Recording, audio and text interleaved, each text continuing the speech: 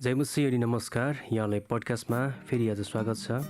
आज फेरि ईश्वरीय भक्तिमा बढ्नको लागि आवश्यक गुणहरू भाग 3 लिएर आएका छौँ। सुनेर आशिषित हुनुहोला। सबैलाई हाम्रो प्रभु येशू ख्रीष्टको नाममा जय मसीह र हाम्रो शान्ति टिमीलाईको पडकास्टमा हार्दिक स्वागत छ। आशा छ तपाईँ सन्चै हुनुहुन्छ अनि दैनिक रूपमा परमेश्वरको पवित्र आत्माको बोरपोरीमा र परमेश्वरको वचनको अगुवाईमा काम गरिरहनु भएको छ। आज म तपाईहरूलाई फेरि फिलिपीको पुस्तकबाट सिकाउन चाहन्छु। हामी फिलिपीको पुस्तक अनि 1 अध्यायको 9 पददेखि 11 पदसम्म हामी अध्ययन गरिरहेको छौँ। यदि तपाईँको बाइबल छ भने कृपया मसँग पल्टाउनुहोला र हामी फिलिपीको पुस्तक 1 अध्यायको 9 पददेखि 11 पदसम्म हामी पढ्दैछौँ। परमेश्वरको वचन यसरी लेखेको छ, अनि म यही प्रार्थना गर्दछु, ज्ञानमा र सबै प्रकारका विवेचनामा तिमीहरूको प्रेम जन प्रशस्त हुँदै जाओस्, फलस्वरूप उत्तम कुराहरू तिमीहरूलाई जाँचेर थाहा पाउन सक र धार्मिकताका फलहरूले बढिँदै तिमीहरू ख्रीष्टको दिनसम्म इमानदार र निर्दोष रहन सक, जुन फलहरू चाहिँ येशू ख्रीष्टद्वारा परमेश्वरका महिमा र प्रशंसाका निम्ति हुन्छन्। आज यही विषयको बारेमा हामी लगातार रूपमा हामी अध्ययन गर्दैछौँ। ईश्वर भक्तिमा बढ्नको लागि आवश्यकताहरू अथवा ईश्वर भक्तिमा बढ्नको लागि महत्त्वपूर्ण गुणहरू हामी अध्ययन गर्दैछौँ। पहिला हामी प्रार्थना गरौँ। अनुग्रह दिने परमेश्वर पिता, यो समयको लागि हामी धन्यवाद चढाउन चाहन्छौँ। कृपया आजको पडकास्टलाई आशिष दिनुहोस्। हामी तपाईको वचनबाट हामी सिक्न चाहन्छौँ। कृपया सिकाउनेमा मलाई सहायता गर्नुहोला र हाम्रो सबै सुन्ने साथीहरूलाई आशिष पार्नुहोस्। यो समय हामी तपाईँको हातमा सुम्पिदिन्छौँ। मलाई हो चाहनुहोस् र तपाईँको आफ्नै नामलाई महिमा पार्नुहोस्। येशू ख्रीष्टको नाममा आमेन। पौल प्रेरित जेलखानामा बस्दा फिलिपी बाहेकको मण्डलीलाई यो चिठी लेख्नु भएको थियो अनि उहाँ जेलखानामा बस्ने बेलामा विभिन्न कुराको लागि प्रार्थना गर्न सक्नुभयो। तर यहाँ हामी देख्न सक्छौँ कि उहाँ फिलिपी बाहेकको मण्डलीको आत्मिक वृद्धि अथवा उनीहरूको ईश्वर भक्तिमा बढ्नको लागि प्रार्थना गर्नुभएको थियो।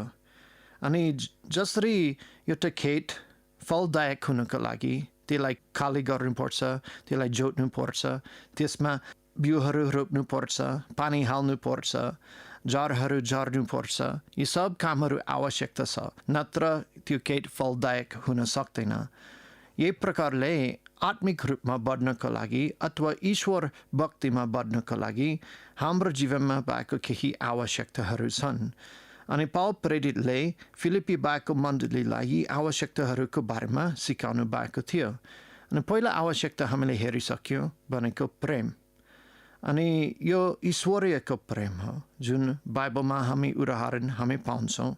अनि गएको हप्ता हामीले सिक्यौँ कि यो प्रेम चाहिँ एउटा छनौट हो। यो हाम्रो विवेक साथ हामी चाहन्छौँ कि म कुन प्रकारले अरू मान्छेलाई प्रेम गर्दैछु, होइन? अनि यो किसिमको प्रेम चाहिँ कसरी देखिन्छ? ज्ञानमा र अर्कै कुरामा पनि देखिन्छ, विवेचनामा। अनि यो भनेको हामी जाने हामी रोज्छौँ कुन कुरालाई माया गर्ने, कुन कुरालाई साँच्चै स्वीकार गर्ने, अनि यो राम्रो हो हामी बुझ्छौँ। यो एउटा अन्धो भएको प्रेम होइन, यो परमेश्वरको वचनद्वारा वास्तवलाई हेरेर खालको प्रेम हो। यो भनेको हामी हरेक कुरा मण्डलीमा हामी स्वीकार गर्दैनौँ। हामी जाँचेर हामी कुन चाहिँ मण्डलीको लागि राम्रो हो। अनि अर्कै कुरा चाहिँ प्रेम देखाउने तरिका हामी पनि हेर्छौँ। हामीले उदाहरण दिइसके, यदि एउटा आमाले उहाँको छोरालाई धेरै माया गर्नुहुन्छ, कहिलेकाहीँ एकदमै ठुलो उमेरसम्म खाना खुवाउन कोसिस गर्छ। कहिलेकाहीँ 13 वर्ष, 14 वर्ष, 15 वर्षको उमेरसम्म हातले खुवाउनुहुन्छ। तर वास्तवमा त्यो एउटा किसिमको माया हो जसले त्यो छोरालाई कमजोरी बनाउँदैछ। अनि छोराले आफूले कसरी खुवाउनु पर्छ सिक्नु पर्ला, आफ्नै हातले खुवाउनु पर्छ, होइन? परिपक्व हुनको लागि उसको आफ्नै बल प्रयोग गर्नुपर्ने हो। अनि यही प्रकारले जब हामी प्रेम गर्छौँ, यो प्रेम कस्तो हुन्छ? ज्ञानमा र सबै प्रकारको विवेचनामा पनि, होइन? सो त्यसकारण हामी मण्डलीमा हरेक कुरा सत्य हो हामी स्वीकार गर्ने हो। अनि हामी हरेक कुरालाई पनि प्रेम गर्दैन। परमेश्वरको ज्ञान अथवा परमेश्वरको प्रेम दुष्ट कुरालाई घृणा गर्छ अनि असल र धार्मिक कुरालाई प्रेम गर्नुहुन्छ। यो भनेको हामी दुष्ट व्यक्तिलाई घृणा गर्छौँ त होइन नि, तर हामी दुष्ट व्यवहारलाई त्याग्छौँ अनि यसबाट अलगै हुन्छौँ। अनि हामी असल व्यवहार, परमेश्वरको वचन अनुसारको व्यवहार, त्यसलाई हामी माया गर्छौँ, त्यसलाई हामी स्वीकार गर्छौँ। त्यही खालको प्रेममा बढ्नको लागि पावल प्रेरितले प्रार्थना गर्नुभएको थियो। अनि त्यसले हामीलाई अर्कै कुरातिर डोराउँछ। गएको हप्ता हामीले सिक्यौँ उत्तम कुराहरूलाई जाँच्नु। त्यो हामी 10 पदमा हामी हेर्न सक्छौँ, फलस्वरूप उत्तम कुराहरू तिमीहरूले जाँचेर थाहा पाउन सकेर। यो भनेको असल र खराबको बिचमा जाँच्नु त होइन नि, अनविश्वासीहरूले पनि असल र खराबलाई छुट्याउने ज्ञान त छ। उनीहरू असल र खराब कुरालाई छुट्याउन सक्छ।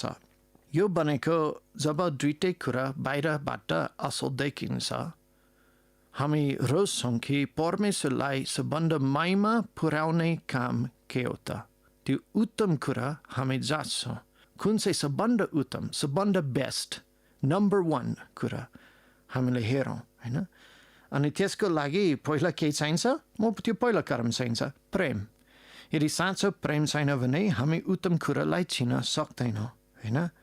त्यसकारण हामी येशू ख्रीष्टको आज्ञा अनुसार हामी सबभन्दा उत्तम कुरा हामी जाँच्दैछौँ। मत्तीको पुस्तक 5:48 पदमा हामी हेरिसक्यौँ, यसकारण जसरी स्वर्गमा हुनुहुने तिमीहरूका पिता सिद्ध हुनुहुन्छ त्यसरी नै तिमीहरू पनि सिद्ध हो।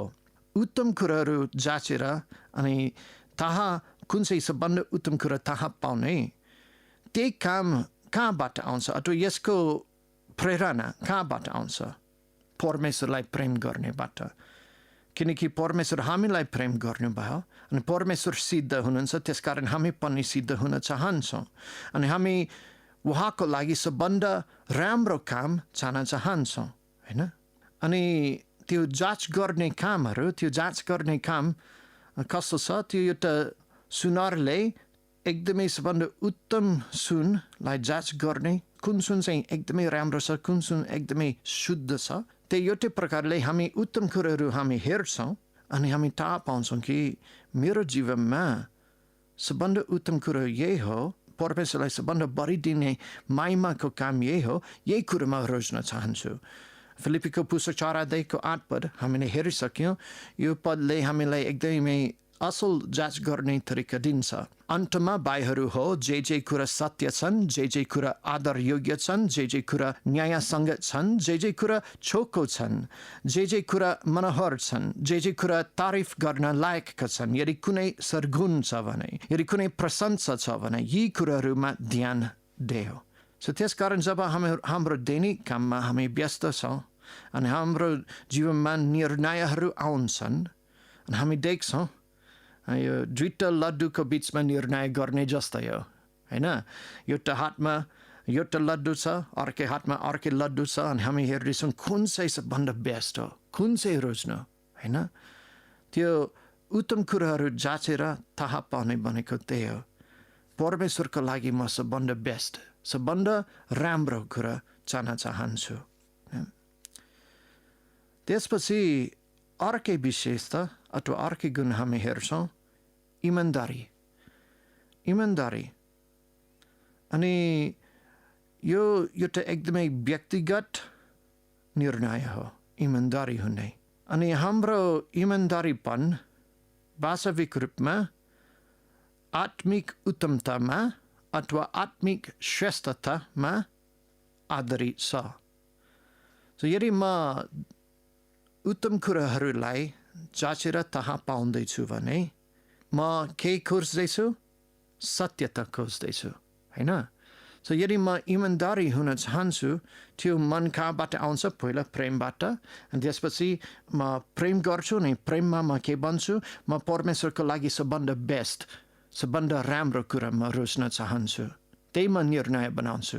अनि त्यो निर्णय बनाइसकेपछि कुन चाहिँ सबभन्दा राम्रो थाहा पाएपछि इमान्दारीपनमा जान्छ। त्यो भनेको त्यो कुरालाई रोज्ने होइन। कुन चाहिँ सबभन्दा उत्तम थाहा पाएपछि हामीसँग एउटा निर्णय हो त्यसलाई रोज्ने कि दोस्रो कुरो गर्ने तेस्रो कुरो गर्ने होइन त तर इमान्दारी मान्छेले भन्छ म सबभन्दा बेस्ट देखाउन चाहन्छु मात्र एउटा कपटको रूपमा होइन अथवा देखावटी रूपमा होइन तर वास्तविक रूपमा इमान्दारी तरिकाले यहाँ हामी अर्को उदाहरण हामी हेर्न सक्छौँ येशू ख्रीष्टको समयमा इजरायल देशमा कुमालेहरूले भाराहरू बनाउँथ्यो अनि बनाइसकेपछि उनीहरू त्यो भारा उनीहरू सूर्यसँग उचाल्यो अथवा ज्योतिसँग उचाल्यो अनि त्यो जब ज्योति त्यसलाई त्यसमा लाग्यो त्यसपछि उनीहरू त्यो भारामा यदि कुनै त्रुटि छ अथवा कुनै गलतहरू छ यदि चर्केको छ भने उनीहरू सजिलै थाहा पाउन सक्यो किनकि घामको किरणले देखायो होइन अब कोही कुमालेहरूले के गर्थ्यो त्यतिखेर उनीहरू त्यो चर्केको ठाउँमा त्यो भाराको जस्तै रङ उनीहरू मोइन लगायो सो उनीहरू भाराको जस्तै मोइन बनाइदियो होइन अनि त्यो मोइन उनीहरू त्यसमा लिप्यो अनि मोइन थाहा छ तपाईँलाई मोइन बत्तीबाट अनि त्यसलाई उनीहरू लिप्यो अनि बाहिरबाट त्यो एकदमै राम्रो चिप्लो देखियो चम्किलो देखियो तर यदि मान्छेले फेरि त्यसलाई चुलोमा राख्यो भने अथवा तातो घाममा राख्यो भने त्यो मोइन पग्लिन्थ्यो त्यो मोइन पग्लिन्थ्यो अनि मान्छेले थाहा भयो कि यो भारामा गल्ती छ चर्केको छ होइन बाहिरबाट एकदमै राम्रो देखियो इमान्दारी भनेको त्यो होइन अवश्य नै कतिपटक क्रिस्चियनहरू हामी हाम्रो जीवनको भारा एकदमै शुद्ध देखाउन मन लाग्छ अनि जब हामीले थाहा हुन्छ हाम्रो जीवनमा हामी उत्तम कुरा हामी रोज्दैछौँ अनि वास्तवमा हामी सबभन्दा उत्तम कुरा हामी रोज्न मन लागेन हामी के गर्छौँ हाम्रो भारा अझै राम्रो चम्किलो देख्नका लागि अझै बाहिर रूपमा एकदमै राम्रो गर्नको लागि हाम्रो जीवनमा हामी केही अर्कै कामहरू हामी टप्छौँ ताकि बाहिरबाट मान्छेले अरू क्रिस्चियनहरूले हामी भन्न सक्छन् ऊ राम्रो क्रिस्चियन हो होइन अनि उदाहरणको लागि मान्छेले मण्डलीको सङ्गतिमा उपस्थिति अथवा बेटी दिने अथवा बाहिरबाटको कपडाहरू लगाउने होइन आत्मिक शब्दहरू बोल्ने सामूहिक प्रार्थना एकदमै मिठो प्रार्थना चढाउने होइन यी कुराहरूद्वारा कति क्रिस्चियनहरूले विश्वासीहरूले उनीहरूको आत्मिक भारालाई एउटा मोइन लगाउने जस्तै हो होइन बाहिरबाट एकदमै राम्रो देख्न थाल्छ तर वास्तवमा भित्रै चाहिँ सबभन्दा उत्तम कुराहरू रोजेको छैन अनि चर्केको छ अनि जब जीवनमा भएको प्रेसरहरू दुःख सङ्कष्टहरू आइपर्न थाल्छ यो बाहिरको लिपेको कुराहरू पग्लिनै थाल्छ अनि मान्छेले देख्न सक्छ कि यो मान्छेले वास्तविक रूपमा उत्तम कुराहरू रोजेको थिएनन् नत्र त्यो उत्तम कुरा छानेमा यो दुःखमा पनि शुद्ध रहन्छ अनि त्यो चर्किन हुँदैन अथवा त्यो बाहिरबाट त्यो यसको देखावटी देखिँदैन परमेश्वरको वचनले हाम्रो बाहिरीको देखावटी कुरालाई पनि प्रकट गराउँछ हिब्रूको पुस्तक 4:12 भन्छ किनकि परमेश्वरको वचन जिउँदो र प्रभावशाली र जुनै द्विधारे तरवारभन्दा पनि लाग्ने हुन्छ जसै प्राण र आत्मालाई जोड्ने र मासुलाई पनि अलग अलग पर्ने गरी छेड्छ र जो हृदयका विचार र मनसायहरू कट्याउने हुन्छ यदि हामी निर्दोष हुन मन लाग्छ भने यो मात्र सब विशेषताहरू जम्मा गर्ने मात्र होइन तर कुन मनसाथ हामी सेवा गर्छौँको बारेमा हुन्छ उदाहरणको लागि यदि हामी बेलुकाको खाना हामी बनाउन चाहन्छौँ, दाल भात तरकारीहरू हामी बनाउन चाहन्छौँ, हामी विभिन्न सामानहरू हामी दाल भात, हामी तेल, नुन, खोर्सानी, अदुवा, तरकारीहरू हामी एउटै बारामा हामी राख्न सक्छौँ, होइन त? सायद प्रेसर कुकरमा सबै एकैचोटिमा, होइन त? अनि हामी आशा गर्न सक्छौँ कि यो प्रेसर कुकरमा पकाउन सकेपछि खाना त मिठो हुन्छ, हामी आशा गर्न सक्छौँ, किनकि हामी हरेक कुरा हामी थपेको छौँ, सायद नापिकन पनि थपेको। हामी अलिकति नुन यहाँ त्यसमा राख्यौँ, अलि बेसार त्यसमा राख्यौँ, धनियाँ राख्यौँ, हामी दाल राख्यौँ, हामी मासु पनि राख्यौँ, हामी सब चामल सब थोकहरू हामी त्यही प्रेसर कुकरमा हामी राखेको छौँ, तर हामी सत्य तरिकाले पकाएको छैनौँ, होइन त? अनि अन्तमा सबै चिज त्यहाँ छ भए पनि मिठो हुँदैन। यही प्रकारले हाम्रो क्रिस्चियन जीवनमा हामी विभिन्न कुरा हामी थप्न सक्छौँ आत्मिकी देख्नलाई, होइन? चर्चमा गीत गाउने, चर्चको उपस्थिति हुने, सुहाउने कपडा लगाउने, हामी मिठो शब्दहरू प्रार्थनामा हामी चढाउन सक्छौँ, हामी अरूलाई म बाइबल पढ्दैछु भनेर भन्न सक्छौँ, मण्डलीमा हामी सिकाउन सक्छौँ विभिन्न कुरा। तर यदि इमान्दारीपन त्यहाँ छैन भने त्यो सब व्यर्थ हो। सत्य कुराहरू त्यहाँ छ, उत्तम कुराहरू त्यहाँ छ, तर राम्रोसँग इमान्दारीपन साथ मिलाएको छैन। निर्दोष, त्यो शब्द निर्दोष भनेको ठेस लाग्ने कारण हुँदैन। जब अरू मान्छेको जीवन, अरू मान्छेहरूले हाम्रो जीवन हेर्छन्, उनीहरूलाई ठेस लाग्दैनन्। यो भनेको म कसरी जीवन जिउँछु ताकि यदि अरू मान्छेले मलाई देखासी गर्छन्, उनीहरू परमेश्वरलाई पछाउँछन्, होइन त? सो यदि म जीवन जिउँदैछु अनि अर्कै मान्छेले मलाई हेर्छन् अनि ओ लो म उहाँको जस्तै म जिउँछु, म उहाँको देखासी गर्छु, अन्तिम परिणाम के छ? उनीहरू परमेश्वरलाई पछाउँदैछन्, होइन? रोमीको पुस्तक 14:13 भन्छ, यसकारण अब उसो एक अर्काको न्याय नगरौँ, तर बरु आफ्नो बाइको बाटोमा कुनै ठेस लाग्ने कुरा वा कुनै टक्कर दिने कारण राख्दैनौँ भने सङ्कल्प गरौँ। इमान्दारी भनेको हामी संसारबाट फरक छौँ। इमान्दारी भनेको हामी संसारभन्दा हामी फरक छौँ।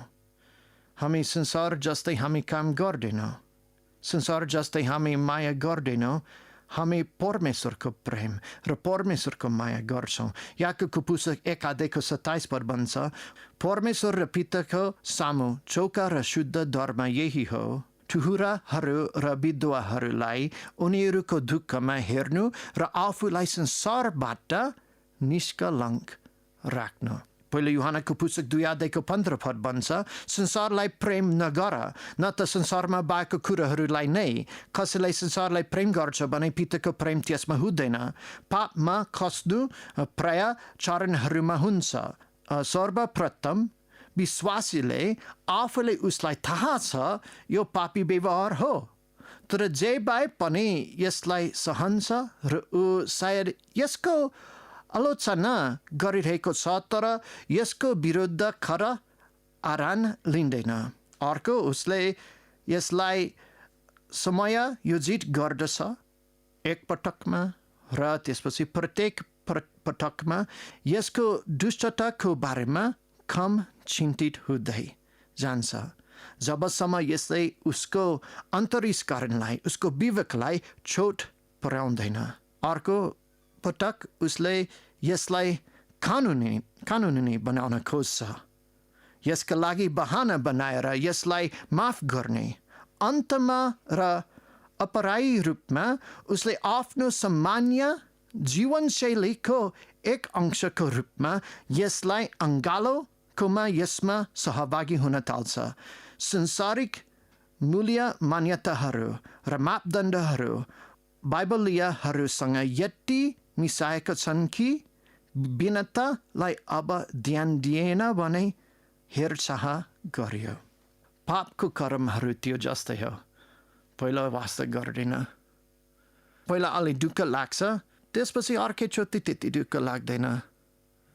त्यसपछि त्यो बानी बसाउन टाल्छ। त्यसपछि त्यसलाई दोषमुक्त गर्न टाल्छ। त्यसपछि त्यसलाई एउटा कानुन आफ्नै जीवनमा स्वीकार गर्न टाल्छ।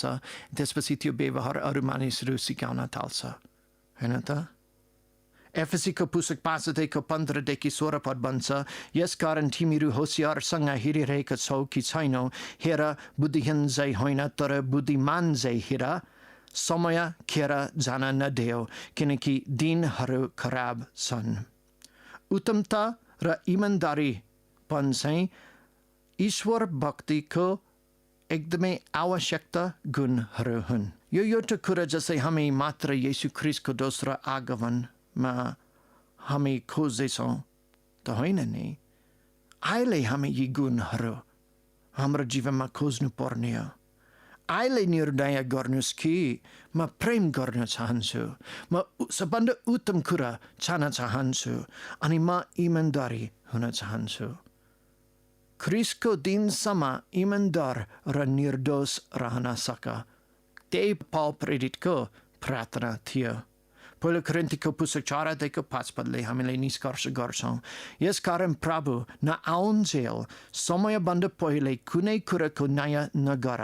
उहाँले अन्धकारमा लुकेका कुराहरू उज्यालोमा निकाल्नुहुनेछ र हृदयका विचारहरू प्रकट गरिदिनुहुनेछ, अनि तब हरेकले परमेश्वरबाट प्रशंसा पाउनेछ। आज ईश्वर भक्तिमा बढ्नको लागि को समय हो, आज हो, भोलि होइन। साँच्चै स्वतन्त्रता भन्दाभरि ईश्वर भक्तिमा बढ्न महत्त्वपूर्ण हुन्छ।